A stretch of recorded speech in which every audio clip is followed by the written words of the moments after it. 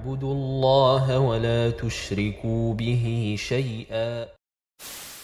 Certains gens, une catégorie de gens qui peuvent manger pendant le jeûne obligatoire Ramadan, ils peuvent manger, et après, quand le Ramadan se termine, c'est pas la peine de rattraper.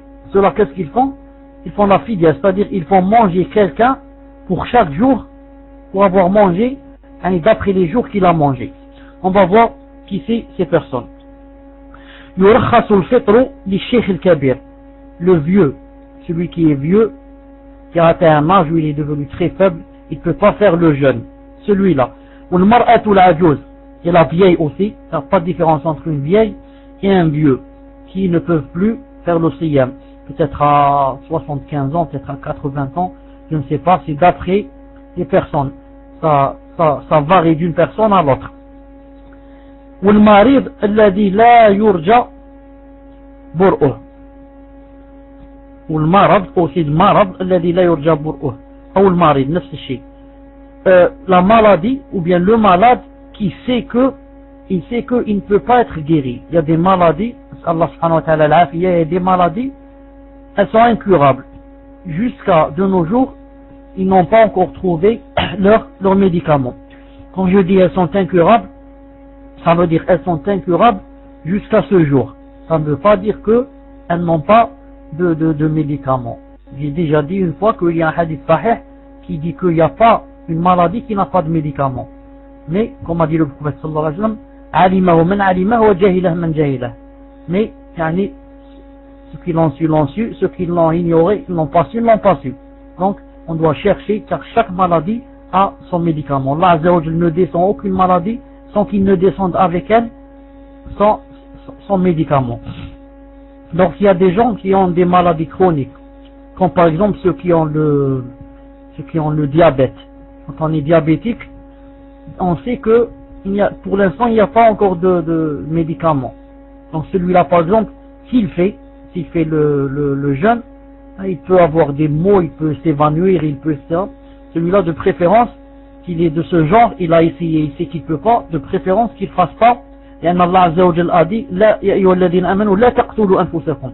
Ne vous tuez pas, ne vous suicidez pas.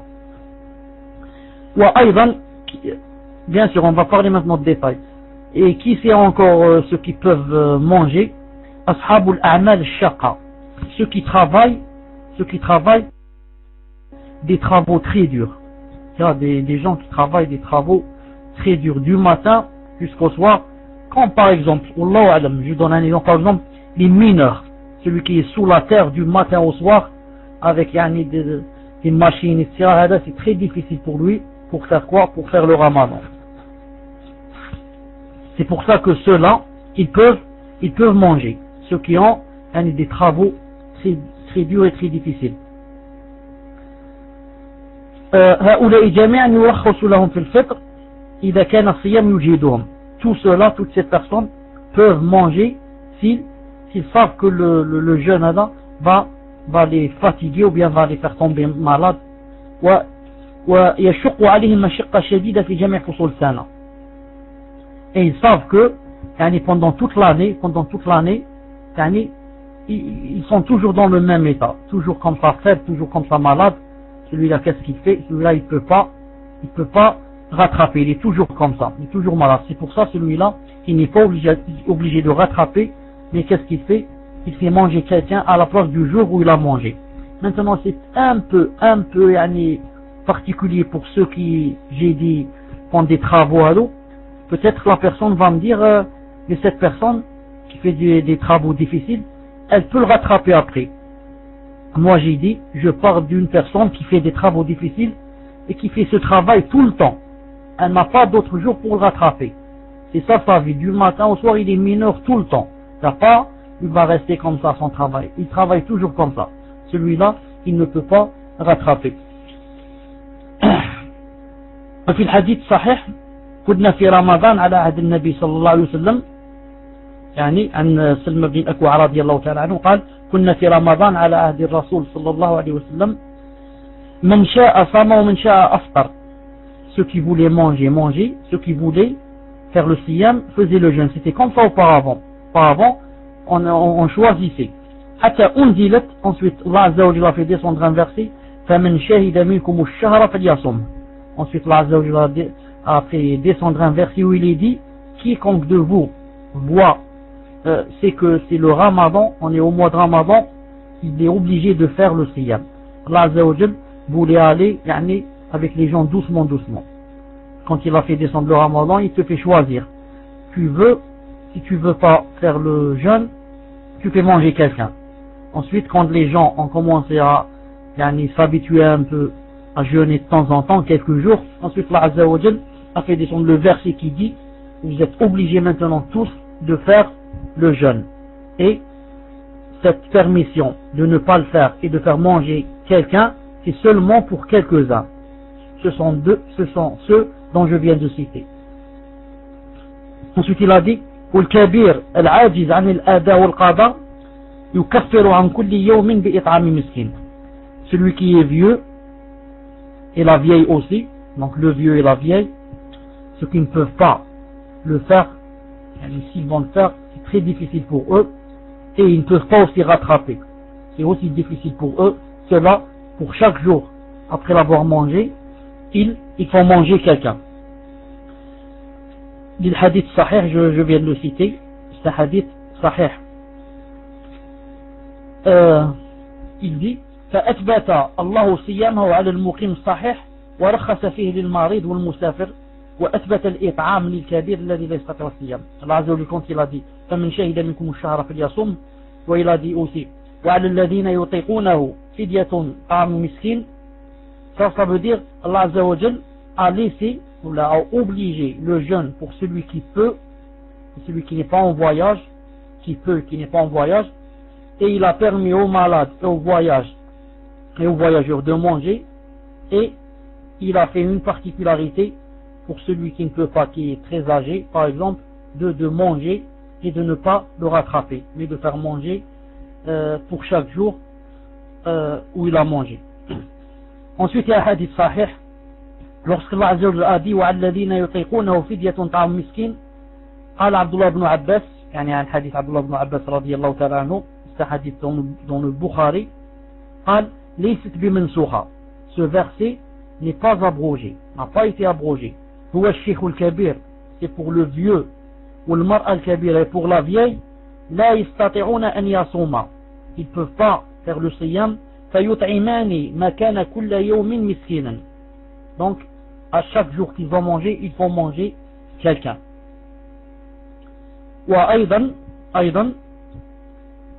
dans un autre, ou bien je vais vous dire ce qu'a dit Ibn Taymiyyah رحمة الله, سئل عن رجل كلما أراد أن يصوم أغمي عليه. Ibn Taymiyyah رحمة الله, on lui a posé une question, il y a une personne qui à chaque fois elle essaye de faire le jeûne, elle s'évanouit. À chaque fois qu'elle essaye, tellement elle est faible.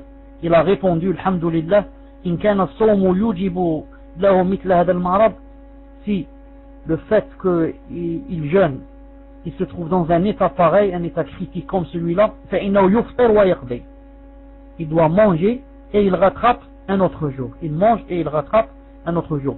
فإن كان هذا يصيبه في أي وقت صام, mais si à chaque fois qu'il fait le jeûne, c'est toujours la même chose, ça veut dire quoi? Ça veut dire que quand il va rattraper, c'est toujours la même chose. Il est très malade et il s'évanouit.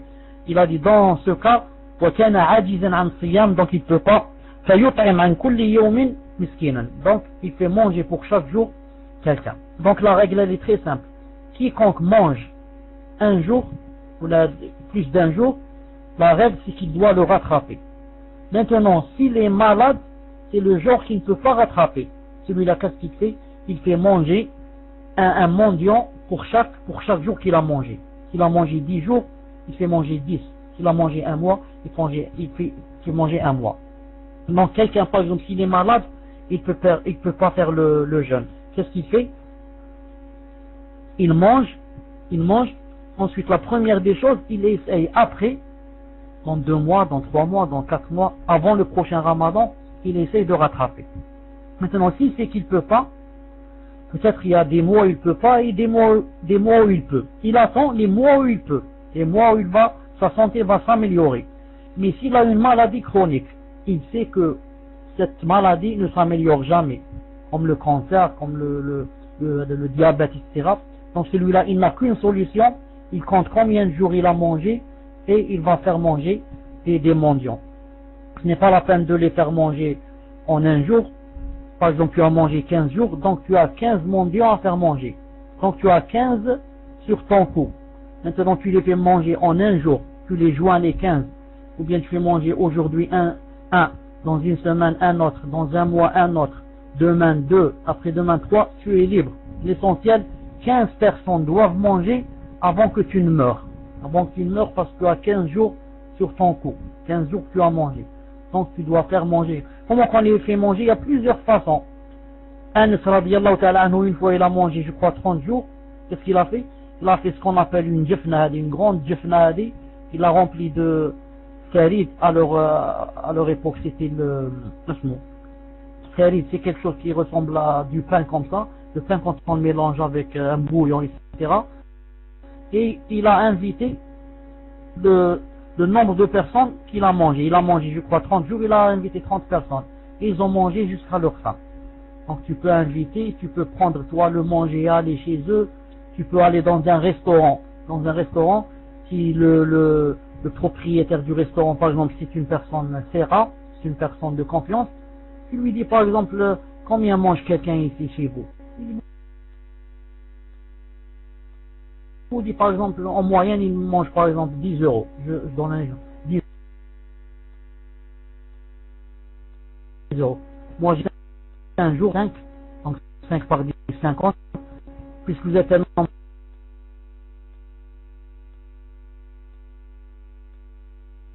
confiants, quand ils voient que ce sont des pauvres, il leur dit khalas, vous on appelle quelqu'un à confiance.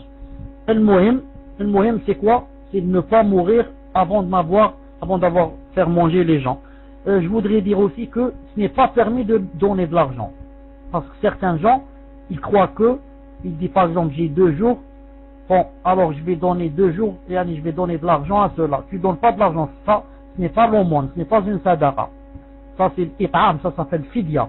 Tu dois le faire manger, et non pas lui donner de l'argent pour qu'il achète les cigarettes et il va partir au cinéma. Celui-là, tu dois lui faire manger. S'il a faim, il mange. S'il ne veut pas, tu vas chercher un autre. Ensuite, il a dit,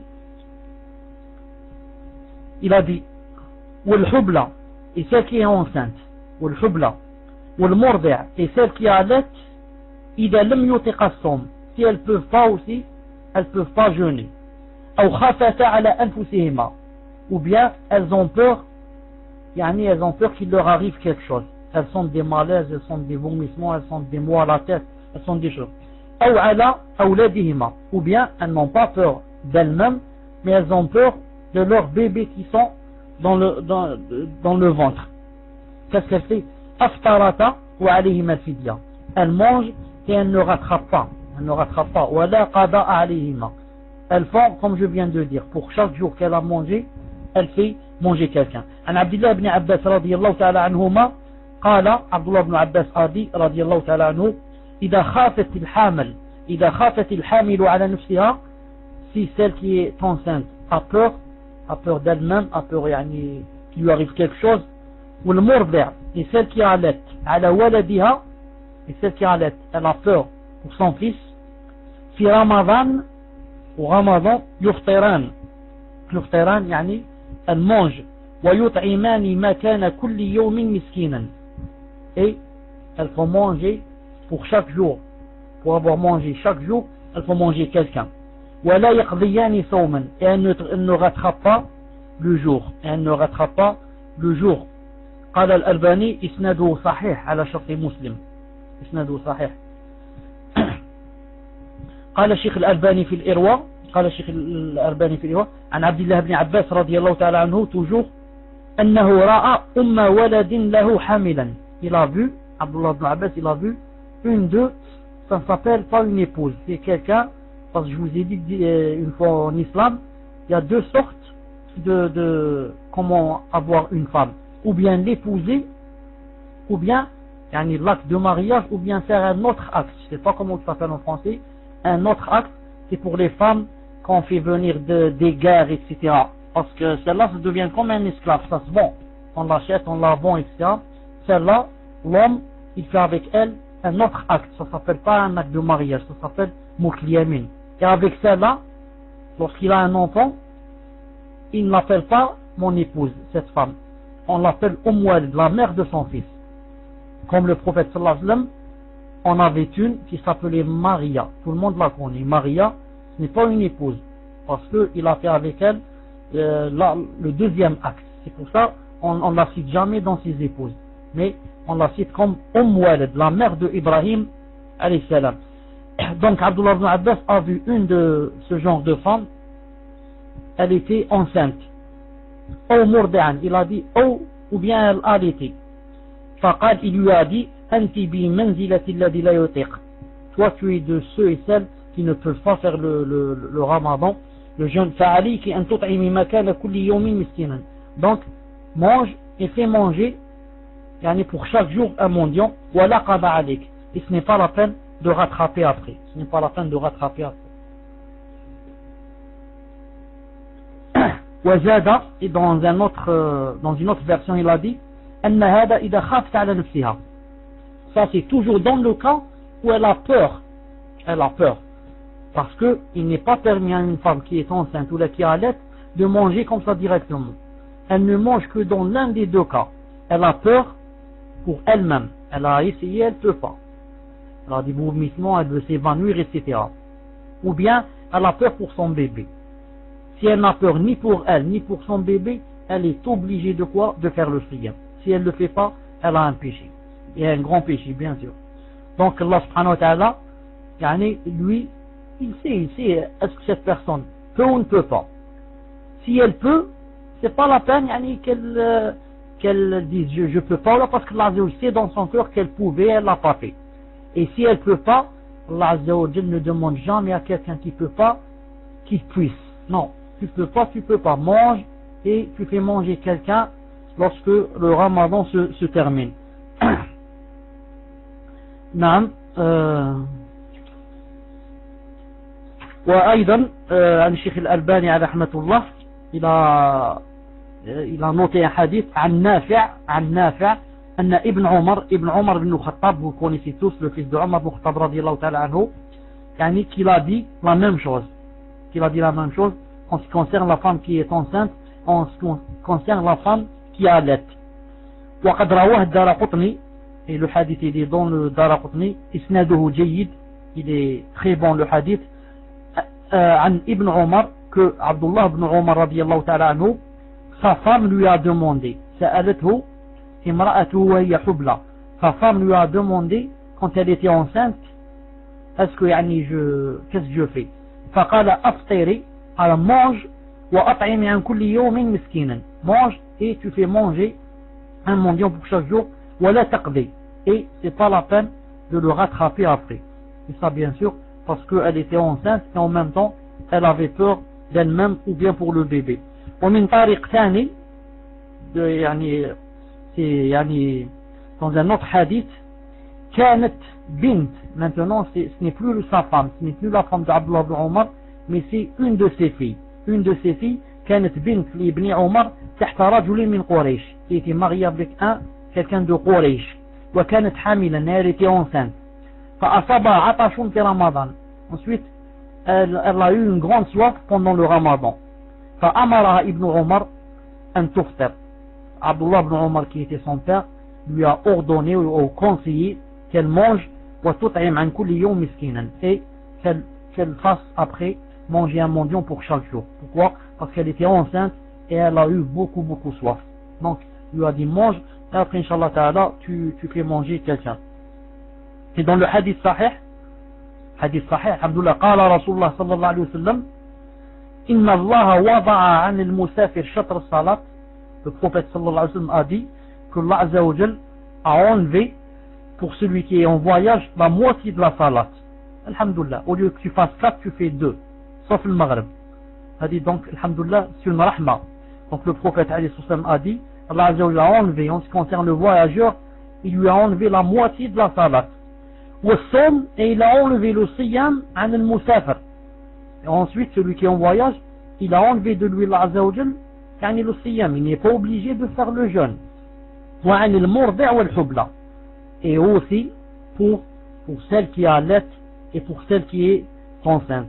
Hadith خرجه أبو داود والنسائي والترمذي وابن ماجه انظر المشكاة وهو حديث صحيح. Donc on a un hadith du prophète sallallahu alayhi wa sallam qui a montré que celle qui allait et celle qui est enceinte, que si elle a peur, elle peut manger et faire manger un pauvre. Ça veut dire que ce n'est pas un ijtihad, c'est pas les ulama qui ont dit. Ça c'est le prophète sallallahu alayhi wa sallam qui a dit. C'est pas on dit c'est les ulama, non, c'est le prophète sallallahu alayhi wa sallam qui a dit qu'elle pouvait manger. كذلك يباح الفطر للمريض الذي يرجى برؤه والمسافر ويجب عليهما القضاء. La même chose pour quelqu'un qui est malade et qui sait que cette maladie c'est le genre du genre qui guérit. C'est du genre qui guérit. Celui-là aussi, s'il veut manger, il mange. Mais à condition que quoi? Il attend qu'il guérisse pour rattraper le jour. Celui-là, il ne fait pas manger. Pourquoi? Parce qu'il est atteint d'une maladie qui se guérit. Donc, puisque tu es maintenant malade, on est en plein ramadan, tu es malade. Qu'est-ce que tu fais? Tu ne vas pas jeûner, tu es malade. Donc mange, et après, tu rattrapes. Parce qu'après le ramadan, Inch'Allah, tu seras guéri. Mais pas comme le premier. Le premier, il a une maladie qui ne guérit pas. C'est pour ça qu'il ne peut pas rattraper, il va faire manger les mendiants. Mais quelqu'un qui peut, qui est malade, qui sait qu'il va guérir, je sais que cette maladie, dans un mois, je vais guérir. Donc je mange aujourd'hui, et dans un mois, je vais rattraper. Ça, si je veux, je ne suis pas obligé. Si je veux. Mais si je veux aussi ne pas manger, je fais le karam, je le fais. Il ne me rend pas beaucoup, yani plus malade. Et la même chose pour le musafir. Celui qui est en voyage, il peut manger, il peut ne pas manger. Il est libre. Comme a dit le prophète sallallahu alayhi wa sallam, il a dit, al-musafiru, non, c'est pas celui-là le hadith. On lui a demandé, yani, je vais en voyage, qu'est-ce que je fais? Il a dit, in shi'ta sum wa in shi'ta tuftar. Il a dit, comme tu veux. Tu veux manger, tu veux faire le jeûne. Celui qui est en voyage, il est libre, il fait comme il veut. Seulement, je voudrais donner quelques détails ici. Je vais résumer un peu pour ce qui concerne le musafir, celui qui voyage. Celui qui voyage peut être en deux, trois sortes. La première sorte, c'est celui qui voyage et ils sont des mots, par exemple. Ils sont que en voyage, ils veulent s'évanouir. Ils sont des crampes, ils sont des crises, ils sont des choses. Celui-là, de préférence, il mange. Même d'ailleurs, s'il a beaucoup mal et il ne mange pas, il rentre dans le péché. Il rentre dans le haram. Le prophète sallallahu alayhi wa sallam a vu quelqu'un, quand en voyage, il a vu quelqu'un par terre et les gens autour de lui. Il a dit, c'est qui celui-là? On lui a dit, il s'est évanoui à cause d'année, c'est difficile pour lui le siyam. Il a dit, laysa min al-bir siyam fi safar. Il a dit donc quiconque il va en voyage et qui fait le jeûne, celui-là, il n'est pas des gens pieux. C'est pas de la piété de faire le jeûne en plein safar, en plein voyage. Les ulama ont dit, ça veut dire que c'est pas de la piété pour quelqu'un qui ne peut pas. Quelqu'un qui est dans le cas de cette personne qui est tombée, qui s'est évanouie. Donc les gens qui vont en voyage et ils ont des maux et ils veulent s'évanouir, etc. Et ils font aussi, ils continuent le carême, ils continuent le jeûne, ceux-là, ce ne sont pas des gens pieux. Dans un autre hadith, il a dit, Oulaïka al-Usat. Ceux-là, ce sont ceux qui n'obéissent pas à Allah et à son prophète. Parce que le prophète sallallahu alayhi wa sallam, une fois en voyage, on lui a dit, les gens ont mal, ils ont beaucoup soif, etc. Qu'est-ce qu'il a fait alors? Il a dit, donnez-moi une cruche. Il l'a levé comme ça, tout le monde voyait, il l'a bu. Quand il l'a bu, pour que les gens boivent. Donc beaucoup ont bu. Mais un petit groupe n'a pas bu. Alors quand on lui a dit, il y a un groupe qui n'a pas bu, il a dit, Oulaïka al-Usat. 3 fois, Oulaïka al-Usat. Ce sont ceux qui n'obéissent pas. Usat, Afi. Ce sont ceux qui n'obéissent pas. Usat. Pourquoi? Parce que c'est comme s'il voulait dire, est-ce qu'ils sont mieux que moi? Est-ce qu'ils sont plus pieux que moi? Ils ont de la piété plus que moi qui suis prophète. Moi j'ai bu, eux ils boivent pas, ils sont mieux que moi indallah. C'est impossible. Donc c'est ça qu'il a dit Oulaïka al-Usat. Donc conclusion, la première sorte, c'est celui qui va en voyage et qui trouve des difficultés. Celui-là, non seulement il est recommandé, mais il est obligé de manger, car il risque de mourir et il s'est suicidé. Il s'est suicidé celui-là. Il a mal, il ne peut pas, et il veut faire le... Et ma'al asif, ça se trouve beaucoup, cette sorte, ça se trouve beaucoup dans, par exemple, nos vieux ou là, nos grands-pères et nos pères, etc. Tu ne peux pas le convaincre qu'il peut manger et qu'il doit manger. Il te dit c'est impossible. Wallah, je préfère mourir. Je préfère mourir. Et moi je mange Ramadan. A'oudou billah. Je suis un shaitan, je mange. Ça fait 60 ans que je n'ai jamais mangé de ma vie. Ah, celui-là, il peut pas être convaincu, c'est très difficile. Mais alhamdoulilah, nous les jeunes, on a appris, nous a fait apprendre, on apprend aux jeunes. C'est pas lorsqu'il devient, il a 70 ans, il va pas accepter ça. On apprend aux jeunes que, voilà, non seulement il doit manger quand il est dans un cas pareil, mais c'est tout, non seulement il peut manger, mais il doit, c'est obligé, car il risque de mourir, et s'il meurt, c'est un suicide. Ça, c'est le premier cas. Quelqu'un qui peut pas, il est obligé de manger. Maintenant, on parle du deuxième cas. Quelqu'un qui, pour lui, c'est la même chose. Il peut manger, il peut ne pas manger. Il n'a aucun problème. Qu'est-ce qui est le mieux pour lui? C'est qu'il mange ou qu'il fasse le siyam? Je parle donc du deuxième cas, c'est qui? C'est quelqu'un qui, pour lui, il peut faire le siyam quand il est en voyage. Il peut le faire. Est-ce que, et il n'a ni mal ni rien, de préférence, est-ce qu'il le fait ou est-ce qu'il ne le fait pas? Certains ulama ont dit de préférence, il ne le fait pas. Comme Ibn Hazm alayhi rahmatullah. Ibn Hazm a dit, quiconque est en voyage, s'il fait le jeûne, il n'est pas accepté de lui. Il doit manger et rattraper. Ça c'est Ibn Hazm. Il a dit, il n'est pas accepté. Quiconque est en voyage, Allah Azza wa Jalla a dit, Allah Azza wa Jalla a dit, si vous êtes en voyage, d'autres jours. Il n'a pas dit faites le jeûne, faites d'autres jours. Donc Ibn Hazm a dit, on doit manger quand on est en voyage. Soit on a mal ou on n'a pas. Mais le plus juste, c'est pas celui-là, Inch'Allah Ta'ala. Le plus juste, c'est que quelqu'un, quand il est en voyage, s'il fait le jeûne, c'est mieux. C'est mieux pour 4 raisons. Quelle est la première raison?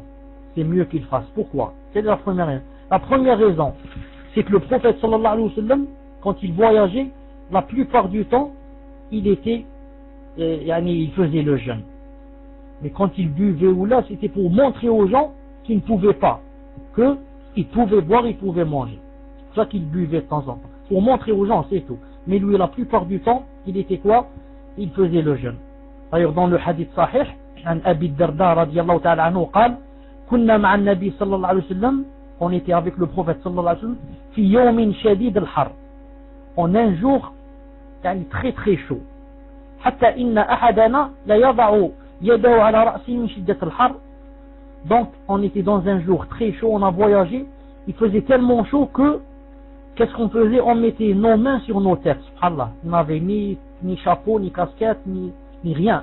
Ils mettaient leurs mains sur sa tête pour que le soleil ne leur fasse pas mal à la tête. Il a dit وَمَا فِينَا صَائِمٌ. Il parle du Ramadan, bien sûr. Il a dit وَمَا فِينَا صَائِمٌ. Il n'y a personne qui avait fait le siyam. إِلَّا رَسُولُ اللَّهِ صَلَّى اللَّهُ عَلَيْهِ وَسَلَّمَ وَعَبْدُ اللَّهِ بْنُ رَوَاحَةَ. Il n'y avait que 2 personnes. Qui c'est? C'est le prophète sallallahu alayhi wa sallam et Abdullah ibn Rawaha. Les 2 ados, ils faisaient quoi? Ils faisaient le jeûne. Tous les autres avaient mangé. Donc nous, on suit les autres ou là on suit le prophète sallallahu alayhi wa sallam? Nous, si on ne peut pas, on fait comme les autres. Tous les autres ont mangé. Pourquoi? Parce qu'ils ne pouvaient pas. Donc si on ne peut pas, on fait comme les autres. Mais si on peut, on fait comme le prophète sallallahu alayhi wa sallam. Qu'est-ce qu'il faisait? Il avait jeûné lui et Abdullah ibn Rawaha radiyallahu ta'ala anhu. C'est un hadith dans Muslim. Deuxièmement, quelle est la preuve que quand tu fais le jeûne c'est mieux? On parle toujours du cas où on n'a pas mal. Hein? On parle du cas où on n'a pas mal et on peut jeûner. Quel est le deuxième dalil? Deuxièmement, أنه أسرع في إبراء الذمة. Deuxièmement, quand tu as jeûné, alhamdoulilah, tu as payé ta dette. Tu l'as payé très vite. Tandis que l'autre, il n'a pas encore payé, il va la payer dans 1 mois, dans 2 mois, je ne sais pas quand. Toi, alhamdoulilah, dès que le soleil s'est couché, la dette d'aujourd'hui, je l'ai payée. Donc, et quelqu'un qui paye ses dettes le plus vite, c'est le meilleur, vous savez. Celui qui paye ses dettes les plus vite, c'est le meilleur. Donc celui-là, alhamdoulilah, il a payé son siyam, il a payé sa dette. ثالثا, troisièmement, أنه أيسر على المكلف وما كان أيسر فهو أولى. Troisièmement, c'est plus facile pour qui? Pour le musulman. Et la chose qui est plus facile, c'est toujours la meilleure. Pourquoi c'est facile? Vous savez pourquoi c'est facile? Parce qu'il y a des gens avec vous. Tu n'es pas le seul. Tout le monde autour de toi est à jeûner. Donc tu le fais avec les gens, c'est mieux que tu vas le rattraper après seul, c'est un peu difficile. Mais maintenant que tout le monde, la plupart des gens ont jeûné, tu fais le jeûne avec eux, c'est beaucoup plus facile. Et quatrièmement, la quatrième preuve, c'est que en le faisant aujourd'hui, tu l'as fait en plein mois de Ramadan. Et celui qui fait en plein mois de Ramadan, c'est sûr que c'est mieux que celui qui le fait après. Celui qui le fait en 100 jours, il l'a fait en ce mois qui est azim عند Allah subhanahu wa ta'ala, en ce mois où les hasanats doublent, les triples, les quadruples. Donc c'est mieux que de le faire en Ramadan que de le faire autrefois. Et il y a même une autre preuve, une cinquième preuve, c'est que quand tu l'as fait aujourd'hui, tu ne sais pas quand est-ce que tu vas mourir. Peut-être tu vas dire dans ton intention je vais le rattraper après, et peut-être tu vas mourir, tu ne vas pas le rattraper. Bien sûr, ce n'est pas interdit, si tu meurs, ce n'est pas interdit, ta famille vont faire manger quelqu'un à ta place, mais celui qui le fait, il meurt après l'avoir fait, c'est mieux que celui qui meurt et il laisse des dettes. Et la famille, on ne sait jamais s'ils vont faire manger quelqu'un ou bien ils vont m'oublier, je ne sais pas. Je vais être dans ma tombe, peut-être on va m'oublier. Ma famille va être contente de ce que je vais leur laisser. Si je vais laisser des biens, je vais laisser des voitures et des villas, là, ils vont vite m'oublier. 2 ou 3 jours, ils vont m'oublier. Donc, je ne sais pas, il vaut mieux que je le fasse. Donc, c'est ça la conclusion. C'est ça la conclusion, que quelqu'un qui peut le faire, qui n'a pas de mots, il n'a pas de mashakil, il n'a pas de complications, de préférable, il le fait quand il est en voyage. De préférable. Mais, celui qui ne peut pas le faire, ou bien, celui qui a des mots, etc., ou bien il lui est conseillé de manger, ou bien il est obligé de manger. Mais il ne doit jamais le faire. Il ne doit jamais le faire, celui qui est malade ou là il a des complications. Ou bien on lui conseille, on lui dit mange, c'est mieux pour toi, ou bien on l'oblige, on lui dit tu dois manger, parce que tu es malade et tu rattrapes, Inch'Allah Ta'ala, un autre jour.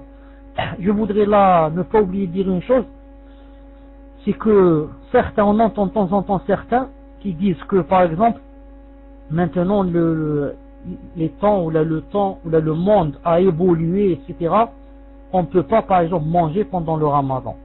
Il y a certains ignorants qui disent de nos jours, ils disent cela. Ils disent, ce sont surtout les vieux, etc., qui n'ont pas d'ilm, mais qui n'ont pas de science. Ils disent par exemple, maintenant ça a changé, ce n'est plus comme auparavant.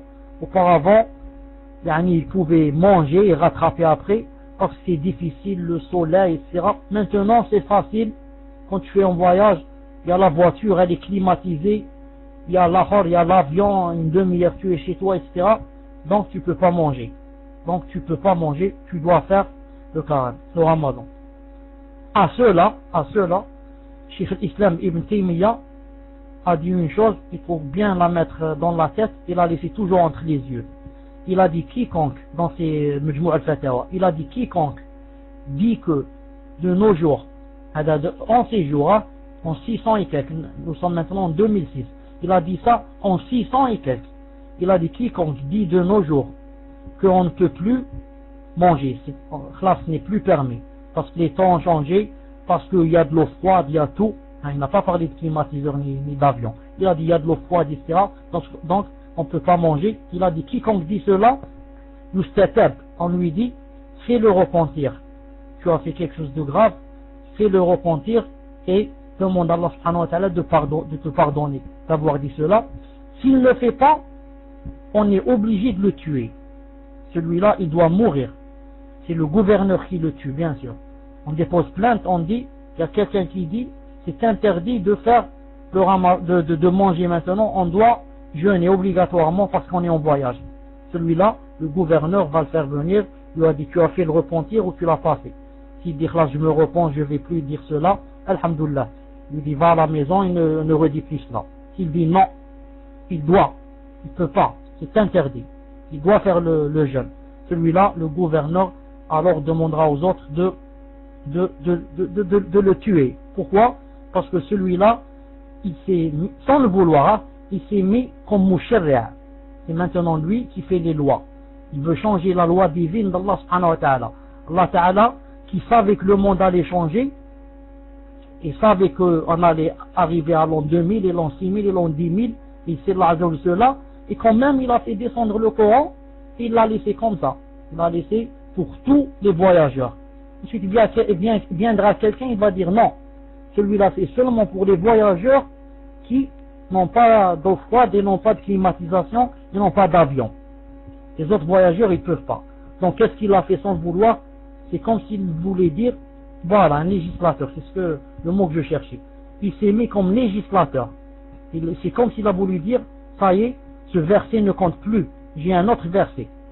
Là, cette chose-là n'est plus valable. Et maintenant, vous devez me suivre, moi. J'ai quelque chose de nouveau pour vous. Wala hawla wala quwwata illa billah al-ali al-azim. Ensuite, autre chose. Non. Maintenant, il y a quelqu'un qui sait que demain il va voyager, par exemple. On est en plein Ramadan. Demain, par exemple, il sait qu'il va voyager. Qu'est-ce qu'il peut faire? يقول هنا إذا نوى المرء الصيام أو شرع فيه ثم سافر أثناء النهار جاز له الفطر. Si quelqu'un il a dit par exemple demain je fais le Ramadan par exemple, ensuite il a commencé son voyage, celui-là il peut manger, celui-là, mais plus que cela il peut manger avant de sortir de la maison. Il peut manger avant de sortir de la maison. À condition quoi? À condition que la nuit, il s'est dit demain je vais aller en voyage, la nuit il faut qu'il mette dans sa tête, dans l'intention qu'il va jeûner. Naam, il faut que l'intention du jeûne existe dans son cœur. Et le lendemain quand il se lève, avant de sortir de la maison, avant d'aller à l'aéroport, il peut déjà commencer à manger. On va donner le dalil inshallah ta'ala. فعن محمد بن كعب أنه قال أتيت أنس بن مالك في رمضان. Mohamed ibn Ka'b, très connu, il a dit j'ai été voir Anas. Anas c'est très connu, Anas ibn Malik, le compagnon du prophète sallallahu alayhi wa sallam, qu'il a travaillé pendant 10 ans.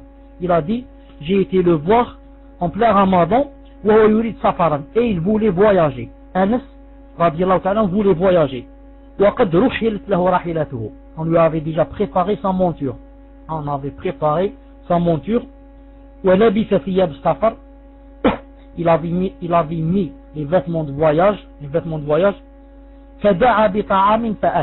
Ensuite il a dit donnez-moi à manger. Il a mangé. Il est dans sa maison, il n'est pas encore sorti. Il a mangé. Sunna, je lui ai dit sunna, c'est une sunna. Il a dit sunna ثم ركب. نعم حديث صحيح سنن الترمذي وهو صححه الشيخ الألباني. Donc vous êtes sûr que Anas ibn Malik radiyallahu ta'ala anhu, c'est celui qui était l'un des plus proches du prophète sallallahu alayhi wa sallam. Quand il avait je crois 8 ou 7 ans, sa mère l'a emmené au prophète sallallahu alayhi wa sallam, Sulaym. Elle lui a dit ya Rasulallah, hada al-ghulam hada, laisse-le chez toi, il te travaille, il t'aide, etc. Naam, il est resté avec lui pendant 10 ans en train de le travailler. Donc celui-là, quand il va faire quelque chose comme celle-là, il va manger avant de sortir. Et en plus de ça, il va dire c'est une sunna, il ne l'a pas tiré de sa tête. Il ne l'a pas tiré de sa tête une chose pareille. Donc ça veut dire qu'il a entendu ou il a vu le prophète sallallahu alayhi wa sallam avant de sortir qu'il mangeait. وعن عبيد بن جبير un autre رضي الله تعالى عنه قال ركبت مع أبي بصرى الغفاري في سفينة من الفسطاط في رمضان. Il a dit je suis monté avec Abi Busra al-Ghifari dans une barque. En plein Ramadan, on est monté dans une barque. Ensuite, قرب غداءه, il a approché son manger. ثم قال اقترب, il m'a dit rapproche-toi. فقلت ألسنا في البيوت.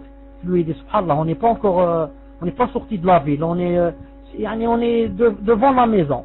Le voyageur, quand est-ce qu'il commence par exemple à faire la prière? Quand est-ce qu'il commence à raccourcir la prière? Quand il sort de la ville. Autrefois les villes avaient des murs. des murs, quand tu vois le grand mur au sort, tu dis voilà le début de la ville. Quand tu quittes le sort, le mur, tu es sorti de la ville. Il y avait d'autres villes qui avaient des boustanes, de grands arbres. Quand on quittait les arbres, on disait, on est sorti de la ville. C'est là qu'on commence à raccourcir la prière. La prière, on ne la raccourcit quand on est en voyage que quand on sort de sa ville. Il faut sortir de la ville. Maintenant, il y a des plaques. Maintenant, c'est écrit la plaque. Alger, Blida, Oran. C'est écrit la plaque. Quand tu sors de la plaque, ça veut dire que tu es sorti de la ville. Quand tu laisses la plaque, si tu t'arrêtes 10 mètres plus loin, tu vas la faire, la prière raccourcie. Pourquoi? Parce que tu es sorti de la ville. Donc celui-là, il lui a dit, subhanallah, on n'est pas sorti de la ville. Comment on peut manger? فقال أرغبت عن سنة رسول الله صلى الله عليه وسلم. Il lui a dit, subhanallah, tu veux pas prendre de la sunna du prophète sallallahu alayhi wa sallam? Yani que sa sunna, c'est que pendant le ramadan, tu peux manger même à la maison. Donc il y a une grande différence entre quoi? Entre la salat et le manger du ramadan. La salat, pour le voyageur, il est interdit de la raccourcir si tu ne sors pas de ta ville. Comme il est interdit de la raccourcir si tu rentres dans ta ville, quand tu reviens, tu raccourcis. Il reste 100 mètres de la ville, tu raccourcis. Maintenant tu es rentré à la ville, alors tu ne peux plus raccourcir, tu es chez toi. Donc, ça c'est pour la salat. Mais pour le manger du ramadan, c'est pas la même chose. Le manger, tu peux, avant de sortir de la maison, tu peux quoi? Tu peux manger. Mais à condition que la nuit, tu avais fait l'intention dans ton cœur que tu avais jeûné. D'ailleurs, tu as jeûné 1 heure ou 2 heures. Ensuite, tu as mangé et tu as pris la voiture. Tu es monté sur la voiture, dans la voiture. Donc celui-là, c'est un hadith sahih il lui a dit, tu ne veux pas prendre la sunna du prophète sallallahu alayhi wa sallam? Ça, c'est une sunna que, bien sûr, beaucoup de gens ne savent pas. Et il a cité aussi beaucoup de sahaba radiyallahu ta'ala anhu, qui ont mangé. Beaucoup, ils sont là. Abdullah ibn Abbas, Nafa, etc. Maintenant, je veux passer à autre chose. لا يجوز للحائض أو النفساء أن تصوم ويجب عليهما القضاء. نعم, il est interdit pour celles qui a les menstrues ou bien celles qui a les lochis de quoi? De jeûner. C'est interdit. Pourquoi? Parce qu'il y a certaines femmes là qui ont honte. Elle a honte, devant son père ou leur char, elle est indisposée et elle fait le jeûne. Celle-là, bien sûr, c'est interdit. Pourquoi? Tu as honte devant ton père, alhamdoulilah, personne t'a dit pas manger devant ton père, et quand tu es seul dans ta chambre, tu peux manger. Tu peux boire une goutte d'eau. Une goutte d'eau, c'est difficile. Un demi-verre, une cuillère d'eau dans la bouche, là tu as mangé. Celui-là, c'est pas difficile. Donc il y a certaines qui restent comme ça toute la journée. Toute la journée, elle ne mange pas alors qu'elle est indisposée. Celle-là, elle a fait quoi? Elle a fait un péché. Pourquoi? Parce que cette adoration n'est acceptée qu'avec une condition, c'est de ne pas être indisposée et ne pas avoir de locher. Celle-là, elle les a et elle a fait l'adoration, donc elle a fait un péché.